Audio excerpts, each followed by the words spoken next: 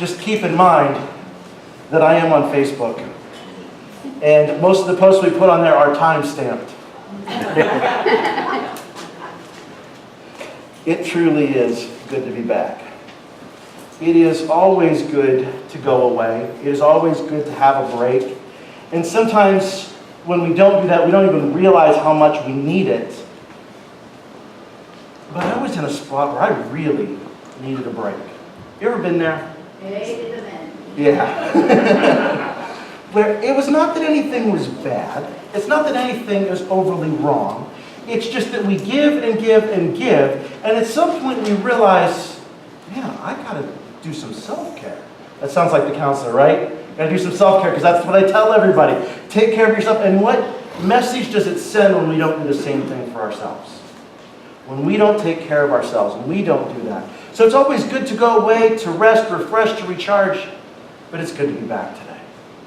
It is good to be up here. In fact, Jen shared as we were kind of getting ready this morning, she's like, "You're ready to be back, aren't you?" She's like, "You missed it." And I was like, "Yeah, I did." And I am always honest with you guys, so you know that. It was kind of nice. A couple of the weeks I was off, I slept in.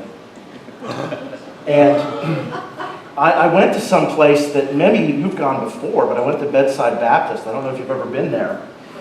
You've never been to Bedside Baptist? I have, a couple times. For those of you that, it means I slept right through church. I slept right through church. Pastor Pillow and Sister Sheets. That is an old joke, and the puns are rolling hard this morning. I am sorry. I will try to limit some of that. I share all that because when we get away, we get a chance to look and to see what's going on and to understand that there's probably some things in our life that we need to address, that we need to take care of. And I'll be honest, as I'm getting older, I'd love to say I'm getting better with this on a consistent basis, but I go in spurts. I grow, and then it seems like there's a little bit of sliding there, a little bit of walking away. But part of the equation for growing as a Christian means carving out time to spend with God. And I have found over the years that it is very evident in my life when I'm carving out time for God and when I'm not. And I've also found that there are many people who I'm around, when I know them well, I can tell if they are carving out time with God or not. Because there are little things that change. The way they present themselves, the way they interact with people, the way they share, the way they are living is different when they are carving out time with God and when they're not. And I know that the same things are true with me. I share that leading into our scripture passage today because as we read this passage in Romans, we are at a stage in Paul's life where he is really matured as a Christ follower.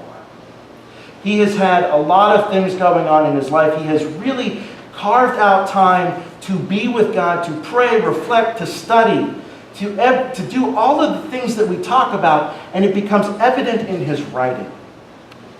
And if you were to go back and to read some of his letters to 1 Corinthians, he will tell them that here I am writing to you milk because you can't handle everything that I need to share. When we get to Romans, Paul is laying out steak. He is laying out heavy topics to deal with, and he's not pulling anything back because at this point in his life, he knows that this is stuff that needs to be covered. The other part of it is as he's writing to the Christians in Rome, he is writing to really the center of the world, where all this stuff is going on. It is the center of the political realm, the economical realm. It is a very diverse population. It would be much like if we wrote a letter and sent it to Washington, D.C. If we wrote a letter and sent it to Christians in D.C., what are the things that we would tell them to be prepared for? What are the things that we would tell them to be aware of and to be on guard for? Because that's the kind of stuff that Paul is writing about in Romans. In fact, one of the commentaries that I looked at said, Romans is written in a way that it addresses the problems as contemporary as tomorrow's headlines, and it is as intimate as the stuff that appears in Dear Abby. That's what we have throughout Romans. It still applies in that way, and I don't know if any of you guys get the Tribune. We still get the Tribune, and now I get the emailed version of the Tribune, and I get all of these breaking headlines. Sometimes we don't have a ton of breaking news in Meadville. You know, maybe Cal wanders out. But they'll send out all of these breaking updates. And then when I read the paper in the morning or look at the paper, I peruse the paper. I look at the headlines and I see those bold print, and they always grab your attention. But I'll be honest, the ones that I love, the things that I really read, I like Dear Abby. I like to see what people are really dealing with. You're shocked, aren't you? I like to see what people are dealing with. I like to see where people are. And so when we look at Romans, we get both. The stuff that is in the bold type print and the stuff that applies to everyday life that helps us through this. And so Paul writes not as one who's disconnected, but as one who's very well connected with what's going on. One who's very well aware of what's happening in society, in his region, of what the Christians in Rome are facing, what needs to be addressed. And so he's not just off writing good theological content for Sunday. He's writing information to help them in the here and now. And it helps us in the here and now as well. We may not just look at the Meadville Tribune to find problems in the world. Some of us look at Facebook. Some of us watch cable news channels. Some of us watch regular news channels. And it seems like everywhere you go, there are lots of problems, right?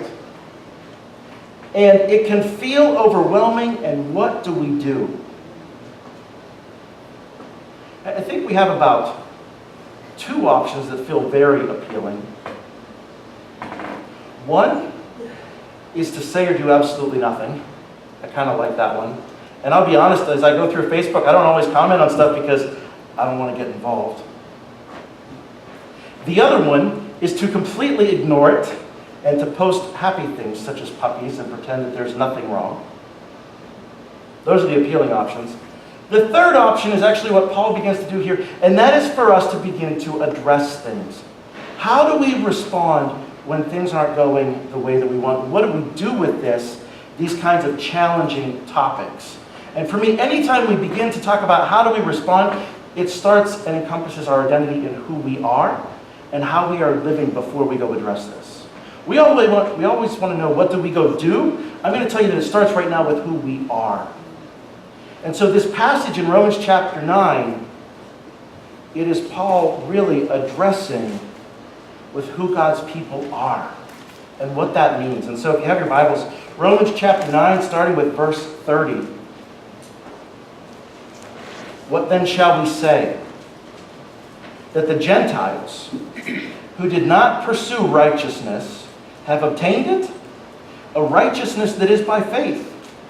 But Israel, who pursued a law of righteousness, has not attained it. Verse 32, why not? Because they pursued it not by faith, but as if it were by works. They stumbled over the stumbling stone. As it is written, see, I lay in Zion a stone that causes men to stumble, and a rock that makes them fall, and the one who trusts in him will never be put to shame. So we continue on with chapter 10. Brothers, my heart's desire and prayer to God for the Israelites is that they may be saved.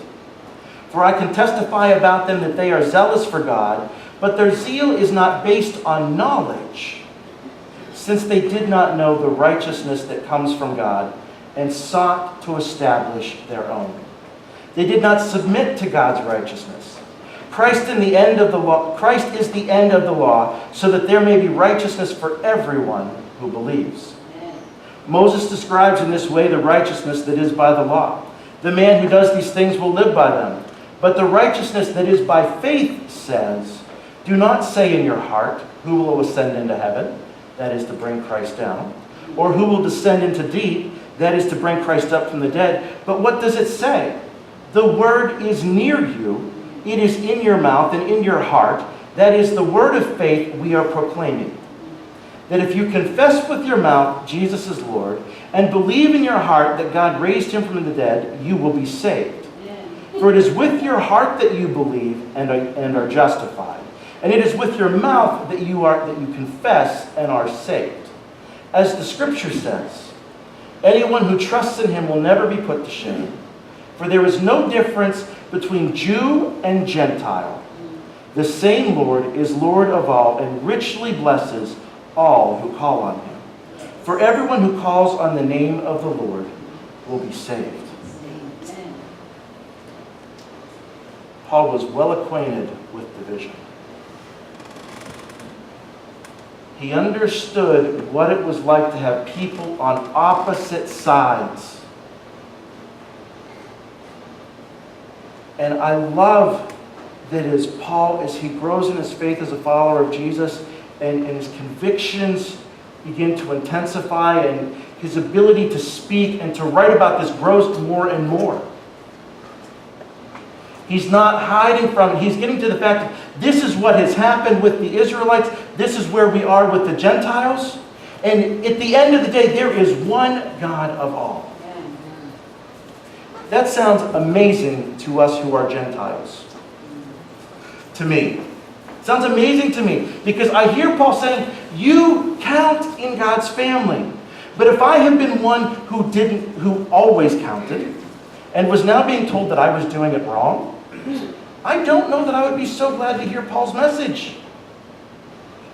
If I had been growing up and following law and doing everything that I thought was right, and then all of a sudden there is this group of people following Jesus who say that I'm doing it wrong, and I don't have to follow the law the way I was, I just have to trust in Jesus, that's going to be hard to hear.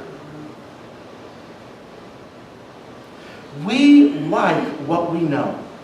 Every person I have ever met likes what they are used to, what they are comfortable with. And I'll be honest, over the years when I was first going into ministry, it was scary to me to go to someone's house and visit because they might offer me something to eat. And I'm a picky eater. That sounds so shallow, doesn't it?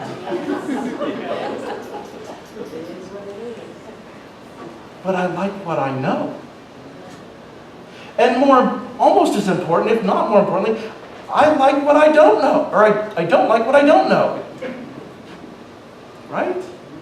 Ever been hesitant to try something that was new? Most of us are. Kind of give it the little sniff test. Watch everybody else's reaction. And then we take the tiniest bite possible as to not offend our host or hostess. We are comfortable with what we know. And so for the Gentiles, this is a message they were cheering. For the Jews, it was really, really hard to hear. And I stop and pause on this because we have heard this, that all are welcome in the faith, so many times that I don't know that it has the impact on us that it did on Paul's audience. Because it is easy to hear the same thing. Oh yeah, Jew and Gentile, we're all welcome. But to not think of the ramifications of that. We often miss the cultural context. We think of the cultural context in our own society. We think of the division that we see around the world, that we hear about, and perhaps some of us have experienced it, but we miss it when it comes to the Scriptures. And then we miss the application. I don't know that we do with it what we could. But Paul is saying that Gentiles, the outcasts, the ones who don't know the religious rules, have obtained a righteousness by faith. Think about that for a moment. The ones who were always on the outside. Not the ones who served on church committees. Not the ones who tithed. Not the ones who were involved in leading and serving and working and all of the work projects that we do, right? He's saying it's the ones who have never had any part of this, who have obtained a righteousness by faith. And he gets to the part that because the ones who followed the law, the chosen people of God, have not obtained righteousness because of what they began to do with the law.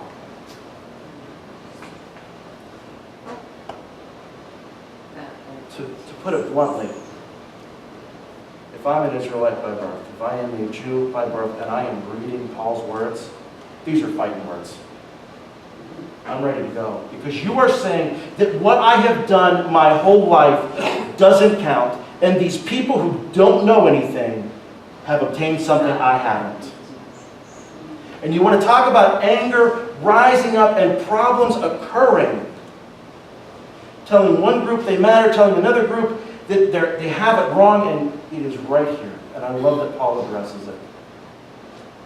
You know, it's inconceivable to many of Paul's contemporaries that Gentiles would be welcome as God's chosen people. Because all of a sudden, God's chosen people went from a very narrow line to a much wider pool of people. There were many more welcome in all of a sudden, and there was a big question as to who belongs here. Who's actually welcome? Jews were the chosen one. The Gentiles were the heathens ignored by God. So we say. Now, as we look at this, what the Jews were going through, the law had a purpose, and Paul begins to share right here, the purpose of the law was truly to help God's people trust Him.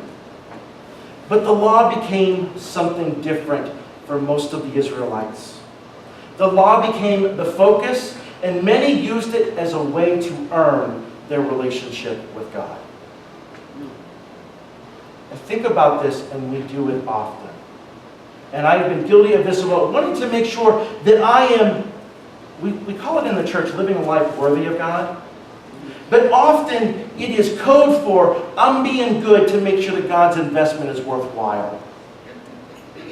I am living in a way so that I can prove that God picked somebody good to invest in.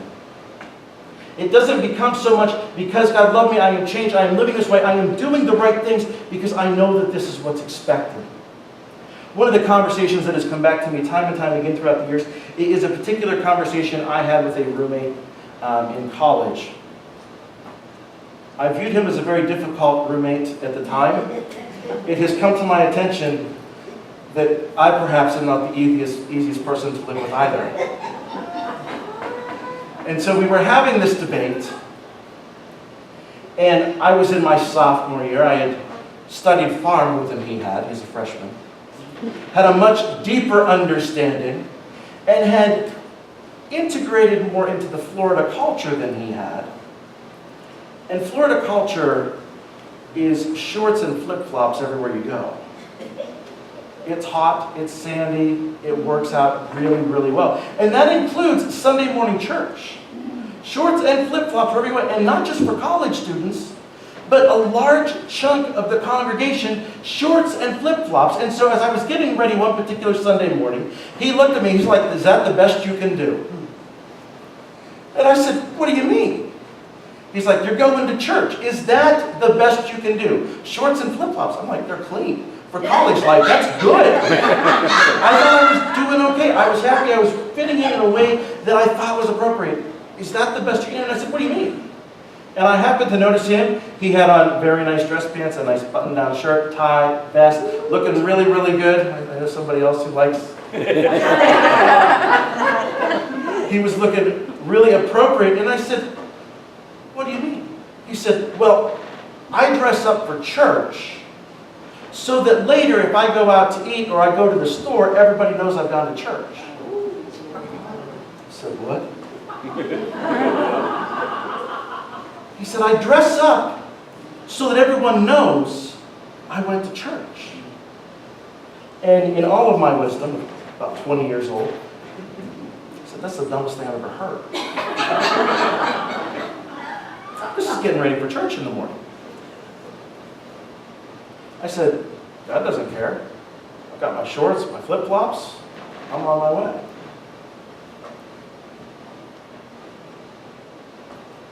I look at that conversation, but to be real honest, I may not have done it with clothing, but I've had a lot of other ways that I tried to make myself good enough for God.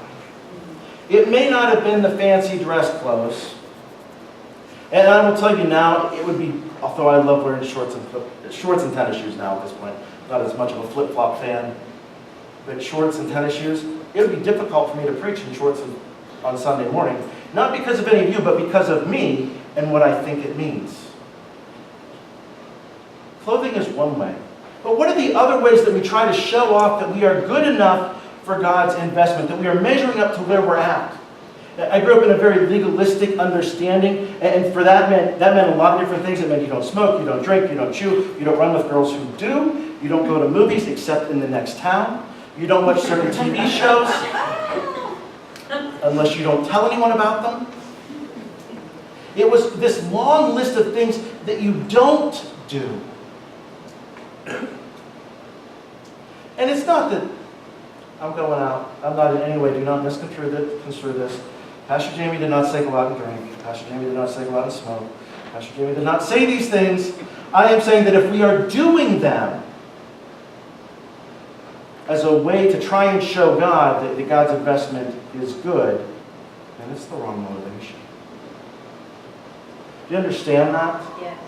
It becomes a religious thing just like the Jews were doing. They were following all of the religious laws. They knew them all, they observed them. They even had laws on top of laws to help them not break the Sabbath, of how much they could lift, of how far they could walk, of what they could do, of what they couldn't do. And yet they missed everything behind it. That the point of the law was to help them trust God, to grow in their relationship with God. It was a great way that religion got in the way. Sometimes we are guilty of looking at the Israelites and saying, man, did they mess that up. Glad I don't do the same thing. We can be very guilty of letting religion get in the way. Of knowing the right things to say at church, of knowing the right way to act when we're around with other Christians, of putting on the right clothes in the right places so that it looks like we fit. And when we do that, we're missing out. That conversation I had with my roommate years ago, it still comes back. It's hard to believe at this point. That's been like 17 years. You guys having these conversations that stick with you that are just kind of memorable, and they become a marker in your faith journey where you realize, I do this and maybe it's not right. Or I am doing this and I need to continue doing it. Paul was laying this out for the church in Rome. He said, guys, I want you to understand, it is easy to fall into this mindset of just trying to be good enough for God. It is easy to fall into this mindset of playing the game, of doing the rules, of letting religion really be the thing that you trust in and not Christ. Because anything but Christ, and we're missing the mark.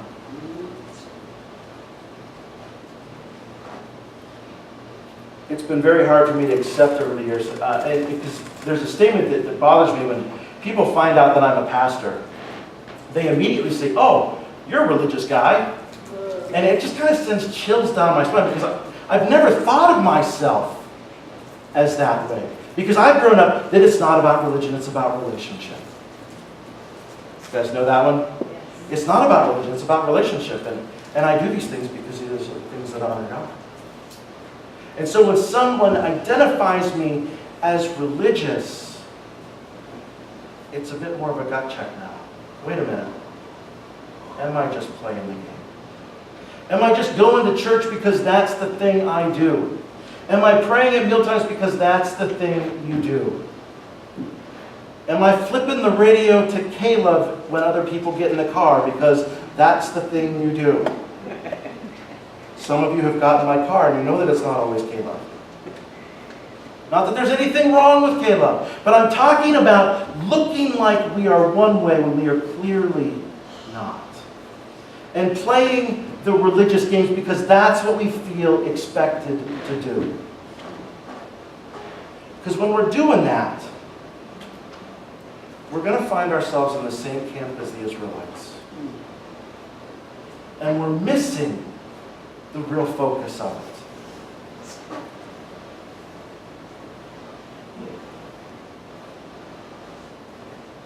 One of the things that I've really come to understand more and more is that nowhere in the Scripture does God ask us to pretend that we're good enough. Nowhere in the Scriptures does God ask us to just put on a good face and to make it look like everything is right, or though that we have it all together. what I do continue to find over and over in the scriptures is that God asks us to trust. Not to earn, but to trust. I think about this, and it's becoming more and more clear as I work with many couples in my office and talking with them. We all want to know, we all want unconditional love. Right? Anybody not want unconditional love? We all want unconditional. Joanne doesn't want unconditional love. No, we all say, I want unconditional love because it sounds like the thing that we're supposed to say. And we do that with God as well. We say, God loves us unconditionally. And then we turn around in the very next breath and ask, but why do you love me? Why is it that God loves me? What is it about me that God actually loves? Because when we look at ourselves, we don't even love ourselves unconditionally. We put all of these limits and restraints, and we have this underpinning belief that at some point, God is going to pull the rug out from under us and say, you know what? I don't love you unconditionally, and I've been waiting for you to really mess up.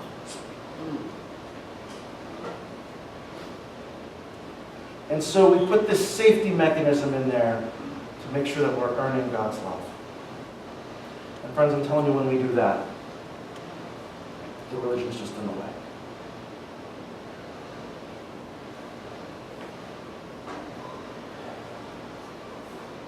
Over the years, it's become more and more clear how good we are at being religious. This wasn't just a problem the Jews faced. It's a problem that we deal with in the church. And not just being honest with ourselves, but being truly honest with God and with those around us. And it creates a distance between all of us. And it creates a distance in our relationship with God. And so as I read this passage with Paul, and then I look at the way we live in the church, and I look at the problems that we see around us in the country and in the world, I'm convinced that the starting place is for us to be very honest with ourselves and to become very honest with God. Because if I'm honest with God that I can never be good enough to earn His love. If I can never be good enough to earn God's love, it means that I have to completely trust God at His word that He loves me.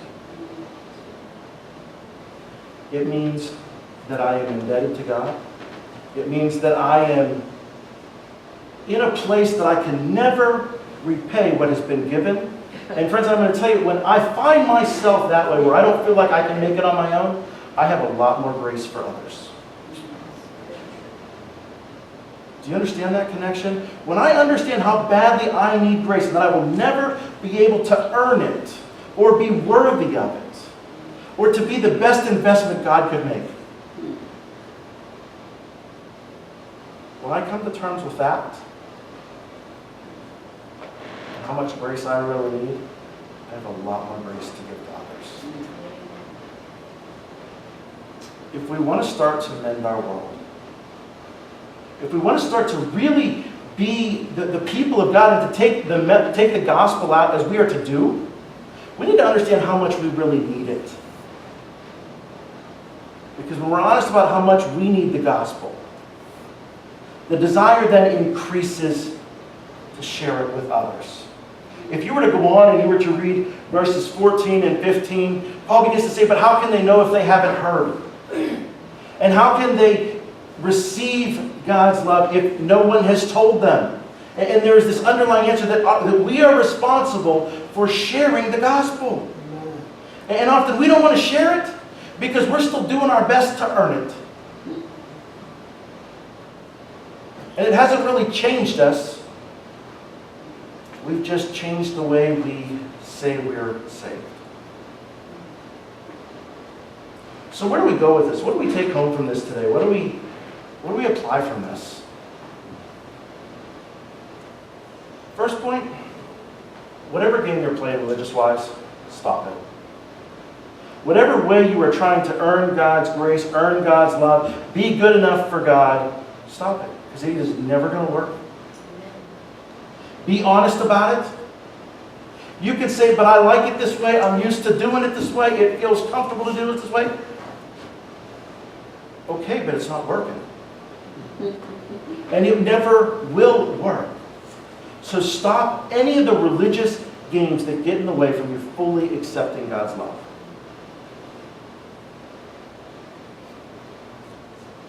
The second,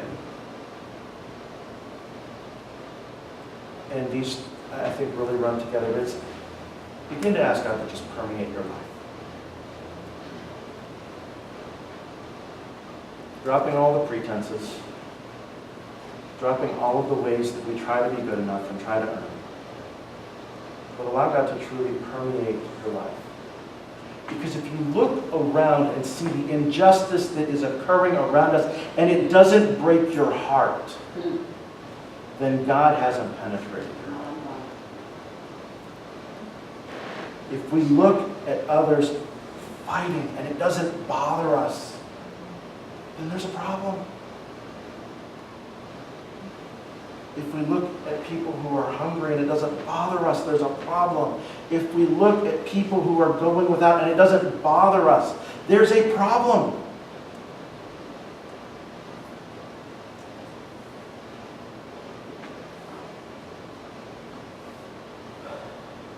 I'm becoming a little bit more comfortable with the fact that I will never be good enough to have earned God's love. Don't like it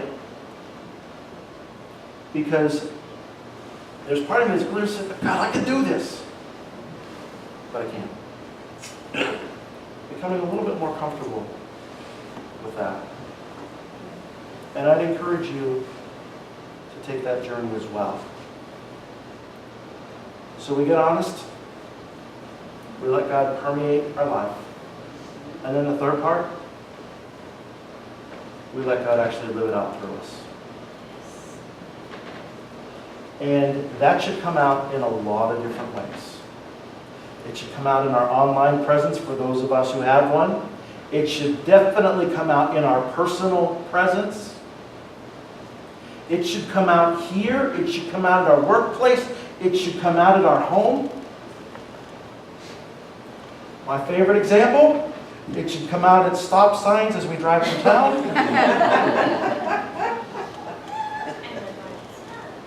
We're almost at the end of construction season, so you can wave that off till next year. But it should come out everywhere we are. Because it doesn't just become something that we do. It's now the way we live because of what God has done in our life. So a very clear choice. Religion, which we've always done, or trusting God. And this is one that there is no in between. Let's pray. God, we just thank you for this time together. God, I thank you for Paul. One who truly had the birthright, who had the training, was on his way to becoming a leading Pharisee of the day, and gave it all up because what he found in you was way better. God, help us to be more into you than we are ourselves. God, help us to put aside any of the religious games that we have played or are playing. God, help us to do that, what seems like an impossible thing, to fully trust you, knowing that we can't earn it, but you will never pull the rug out from underneath us. Father, thank you for your love. Thank you for your life-changing, life-giving love. And God, help us to be your ambassadors. Help us to take your gospel everywhere we go. not because we're so good, but because you